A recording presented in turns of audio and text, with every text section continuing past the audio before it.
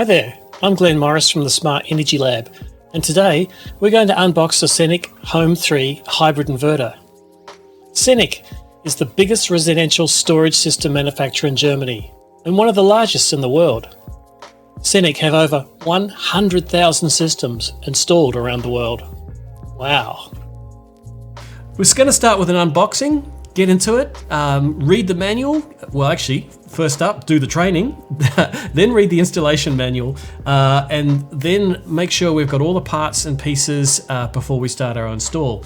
But really, as an unboxing experience, I really love the fact that there's minimal packaging that's not recyclable. There's a little bit of polystyrene foam, it's not too bad, but mostly it's cardboard, a little bit of bubble wrap, which I use and recycle for sending items, so that's great.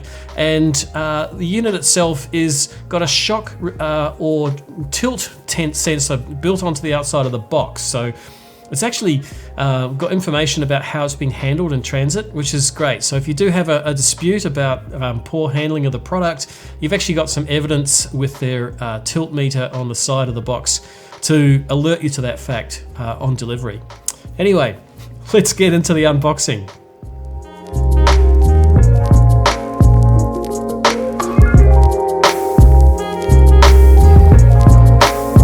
Look, obviously I didn't lift that. But anyway, that's the box. Let's check out what's inside.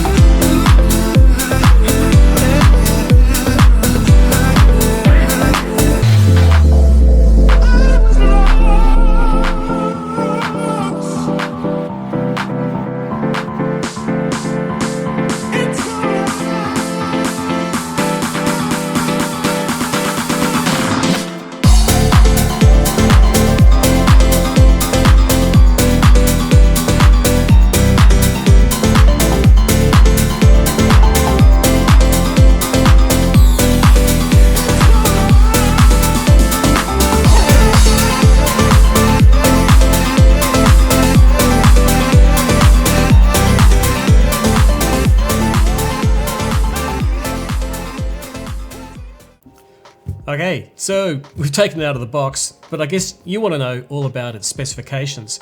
So let's just run through the data sheet to get an idea of what it can do. Now, this is the Home V3 Hybrid. I've got the 10 unit, which is 10 kilowatt hours, which is consists of two 5 kilowatt hour Samsung battery modules. So that's going to give a total weight of about 115 kilos fully loaded. Well, I should point out it comes in three components, basically the empty cabinet with the inverter built in and two separate boxes with the battery modules. So you're not lifting 115 kilos, you're lifting, a third of that roughly. And there is, of course, the accessories box, which is actually packed inside the inverter itself.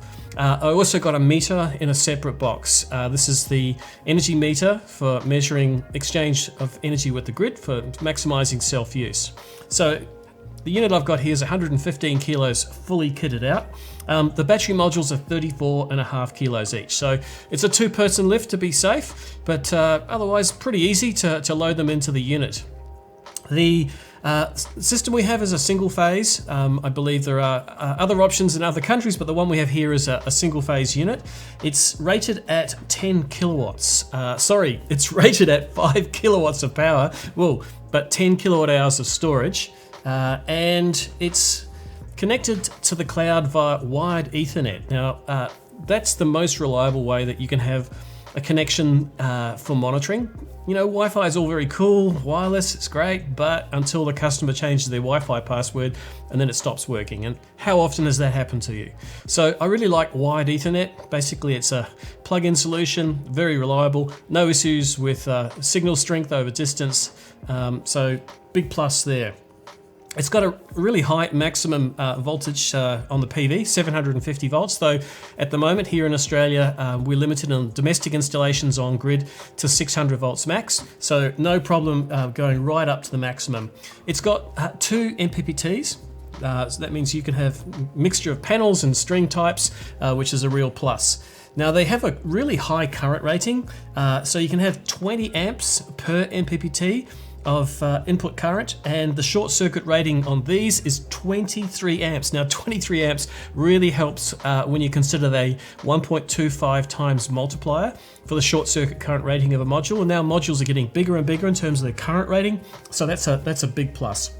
The MPPT range, 75, right up to 650 volts. Of course, we've got to cap it out at 600 for on-grid domestic. So really wide voltage window. And as I mentioned, the batteries are really high quality batteries. These are the Samsung SDIs, so very, very reliable. These are lithium ion, nickel, manganese, cobalt, so energy dense, same as you got on your phone and laptop.